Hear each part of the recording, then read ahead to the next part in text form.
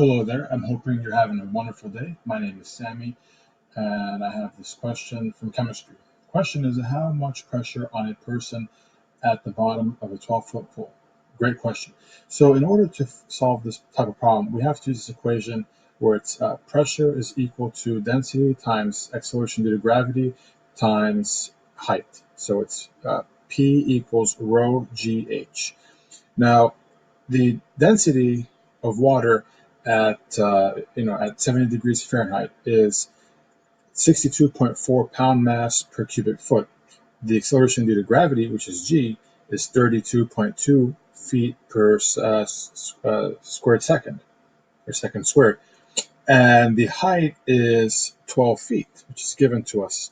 So we know that pressure is equal to force per unit area. And from this kind of problem, we're trying to get units of pound force per inch squared, which is PSI. Okay, so if we go ahead and we plug in the density here, the acceleration due to gravity here, and the height here, we're going to do all the math.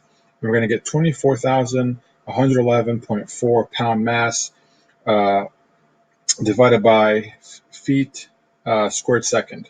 Okay, and that doesn't match up with the units here. And whenever we're working with English units, we do encounter this problem. We have to use this conversion factor right here, which is this 1 pound force equals 32.2 pound mass feet over squared second. Okay, so we'll take this number and we'll put it over here. Okay, and then we need to multiply it by this conversion factor. So you have 1 pound force on the top because we need pound force in the top, divided by 32.2 pound mass foot over squared second. So the pound masses will cancel out, the square seconds will cancel out. We'll be left with pound force on the top. We have foot times foot, which is foot squared. Okay, and we do the math. We're going to get 748.8 pound force per square foot, but we need to have square inches. So we have to multiply it by, well, we know 1 foot has 12 inches. You can put 1 foot divided by 12 inches, but we have to square the top and the bottom. So the feet squares will cancel out. And 12 inches squared is 144 inches squared. Okay, so we're going to take this 748.8 and divide it by 144 square inches.